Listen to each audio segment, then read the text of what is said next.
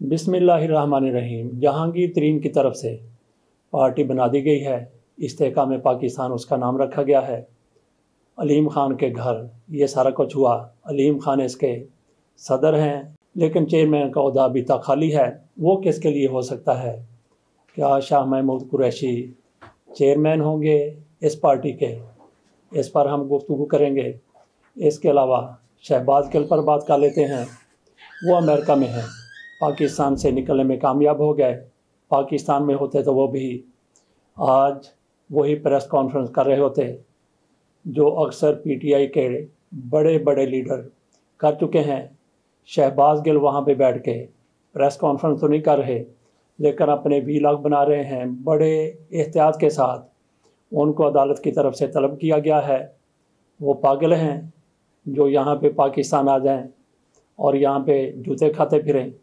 वो भी इसी तरह से यकीन दहानी कराकर पाकिस्तान से बाहर चले गए थे।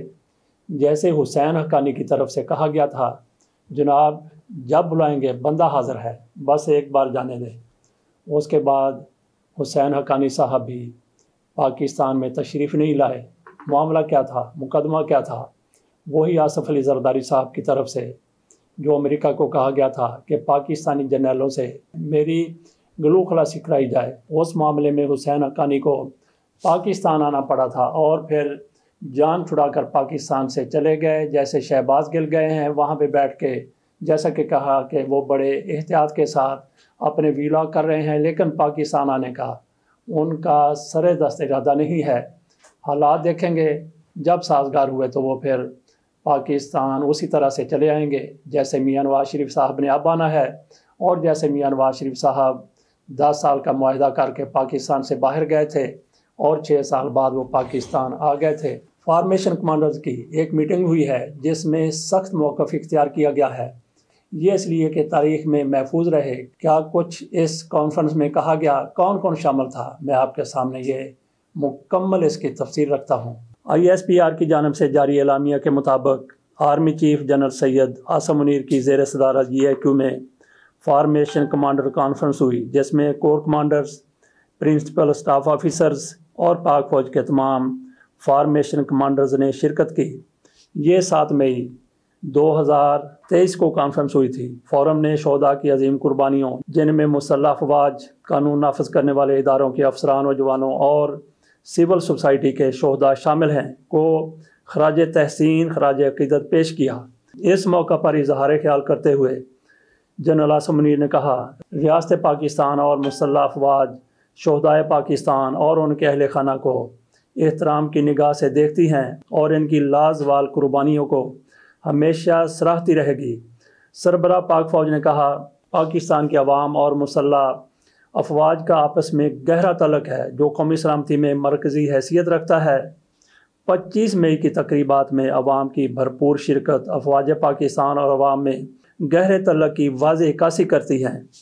जनरल आसम मुनीर ने कहा कि कानून नाफिज करने वाले अदारों और सिक्योरिटी फोर्सेस पर पुरतशद्दुद हमले, इंसानी हकूक़ की खिलाफ वर्जियों और सियासी सरगर्मियों को रोकने के बेबुनियाद इल्ज़ामात का मकसद अवाम को गुमराह करना और मुसल्लह अफवाज को बदनाम करके मज़मूम सियासी मुफादात का हसूल है। मुल्क दुश्मन अनासर और उनके हामी जाली और बेबुनियाद ख़बरों और प्रोपेगेंडा के ज़रिए मुआशरती तफ़रक़ा और इंतशार पैदा करने की भी भरपूर कोशिश कर रहे हैं। इंशाअल्लाह कौम के भरपूर तावन से तमाम नापाक अज़ाइम को नाकाम बनाया जाएगा। फार्मेशन कमांड कॉन्फ्रेंस के शुरा ने यौम स्याह 9 मई के वाक़यात की सख्त तरीन मज़म्मत की। कॉन्फ्रेंस के शुरा ने मज़मूम मकासद के हसूल के लिए रियासत और रियासी अदारों के ख़िलाफ़ नफ़रत परवान चढ़ाने और मुल्क में अफरा तफरी फैलाने वालों के ख़िलाफ़ घेरा तंग करने की ज़रूरत पर जोर दिया। कॉन्फ्रेंस के शुरा ने इस अज़म का इजहार किया कि अब वक्त आ गया है कि इनके मनसूबा साज़ों और मास्टर माइंड्स के ख़िलाफ़ कानून की गिरफ्त मजबूत की जाए। शुरा ने कहा, शोहदा की यादगारों, जना हाउस की बेहुरमती करने वालों और फौजी तनसीबात पर हमले करने वालों को पाकिस्तान आर्मी एक्ट और ऑफिशियल सीक्रेट एक्ट जो कि आईने पाकिस्तान के तहत हैं को जल्द इंसाफ के कटहरे में लाकर कैफिर किरदार तक पहुँचाया जाए। आर्मी चीफ ने मजीद कहा कि बगाड़ पैदा करने और फ़र्जी इंसानी हकूक़ की खिलाफ वर्जियों के पीछे पनाह लेने की तमाम कोशिशें बेसूद हैं। कसरत से जमा किए गए नाकाबिल तरदीद शवाहिद को ना झुटलाया ना ही बिगाड़ा जा सकता है। ये सख्त एलामिया है फॉर्मेशन कमांडर्स की कॉन्फ्रेंस का। इससे पहले भी ऐसी बातें हो चुकी हैं, इसी तरह का फ़ौज का मौक़िफ़ रहा है। और जब किसी के घर को जला दिया जाए तो फिर वो ऐसी ही बातें करेगा। कोर कमांडर हाउस को जिस तरह से जलाया गया और जिस तरह से बाकी दफाई तनसीबात पर हमले किए गए, जिन लोगों ने हमले किए, जो भी उनका मास्टरमाइंड है, जो भी उनका सरगना है, उनमें से कोई भी काबिल मुआफ़ी नहीं है। इनमें अगर कोई बेकसूर है, कोई बेगुनाह है, तो उसके लिए इंसाफ के दरवाजे खुले हुए हैं। मैं नहीं समझता, बल्कि पूरी कौम ये समझती है कि किसी के साथ भी इस मामले में ज़्यादती नहीं होगी, क्योंकि मामला जिस भी कोर्ट में चले वहाँ पे इंसान बैठे हुए हैं। किसी के दिल में भी किसी के ख़िलाफ़ बुग़्ज़ नहीं हो सकता, क्योंकि आपने किसी को सज़ा देनी है तो सबसे पहले आपका ज़मीर सामने आता है कि आप किसको किस तरह सज़ा देने लगे हैं। कोई बेकसूर होगा तो सवाल ही पैदा नहीं होता कि कोई भी ट्रिब्यूनल हो, कोई भी अदालत हो, कोई भी ज्यूरी हो, किसी को नाजायज़ सज़ा हो जाए और फिर कोई भी सज़ा देने वाला फोरम आखिरी फोरम नहीं होता, उसके बाद भी एपलेट फोरम मौजूद होंगे। इसके साथ साथ हम देख लेते हैं एक्स सर्विसमैन सोसाइटी की तरफ से भी एक प्रेस कॉन्फ्रेंस की गई है। फैज़ अली चिश्ती प्रेस कॉन्फ्रेंस करते हैं। फैज़ अली चिश्ती वही रिटायर्ड जनरल हैं जिन्होंने 15 नवंबर 2022 को भी एक प्रेस कॉन्फ्रेंस की थी। ये उस मौके पर प्रेस कॉन्फ्रेंस की गई थी जब पाकिस्तान में आर्मी चीफ की तकर्री होनी थी और हुकूमत उसमें ताख़ीरी हरबे इख्तियार कर रही थी। 15 नवंबर को फैज़ अली चिश्ती की तरफ से चंद बातें की गई प्रेस कॉन्फ्रेंस के दौरान। उन्होंने एक तो ये कहा कि पाकिस्तान में मार्शल लॉ लगने का कोई चांस नहीं है, कोई सवाल नहीं है। इसके साथ साथ उन्होंने ये भी कहा कि आर्मी चीफ की तकर्री में आखिरकार ताख़ीर क्यों हो रही है। शहबाज शरीफ कितने महीने से पाकिस्तान के वज़ीर आज़म हैं, तो क्या इनको जर्नलों की कारकर्दगी का पता नहीं चला। उन्होंने ये भी कहा कि जर्नलों की कारकर्दगी का पता अगर होता है तो रिटायर होने वाले जर्नल को होता है, वो जिस तरह की फीडबैक दे के जाता है उसी के मुताबिक फिर आर्मी चीफ की तकर्री होती रही है, होनी चाहिए। उन्होंने इस मौके पर यह भी कहा था कि सारे के सारे कोर कमांडर वो एक तरह की सलाहियत रखते हैं, 19-20 का फ़र्क हो सकता है, तो जिसको भी आप आर्मी चीफ बना देते हैं बेहतरीन कारकर्दगी का वो मुजाहरा कर सकता है।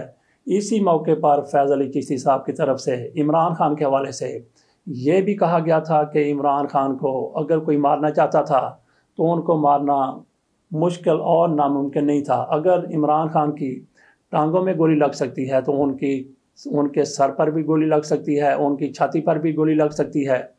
तो फैज़ अली चिश्ती साहब ये बावर करवाना चाहते थे इमरान खान पर हमला करने वाले उनको मारना नहीं चाहते थे, उनको ज़ख्मी करना चाहते थे। इससे वो क्या मकासद हासिल करना चाहते थे, इस पर फैज़ अली चिश्ती साहब की तरफ से मज़ीद गुफ्तगू करने से गुरेज किया गया था। और उनकी तरफ से कल फिर एक प्रेस कॉन्फ्रेंस की जाती है, उसमें उन्होंने क्या कहा वो बड़ी अहमियत का हामिल है। वो कहते हैं GHQ गेट और कोर कमांडर के घर पर हमले को रोकना पंजाब हुकूमत की जिम्मेदारी थी।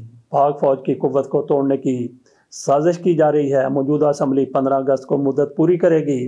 इलेक्शन की तारीख का ऐलान किया जाए। अदारों के खिलाफ प्रोपेगेंडा को रोकना हुकूमत का काम। जिन्होंने शोहदा की तौहीन की उन्हें मौके पर गोली मार देनी चाहिए थी।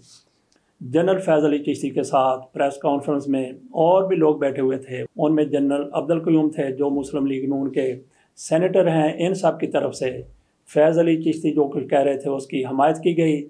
तो वेटरन्स के एक्स सर्विसमैन के कई और ग्रुप भी हैं, लेकिन फैज़ अली चिश्ती साहब का ग्रुप अपनी एक अहमियत रखता है, अपनी एक हैसियत रखता है। इसकी तरफ से पंजाब हुकूमत को हमले ना रोकने का ज़िम्मेदार करार देना एक बहुत बड़ा इस हुकूमत पर इल्ज़ाम है।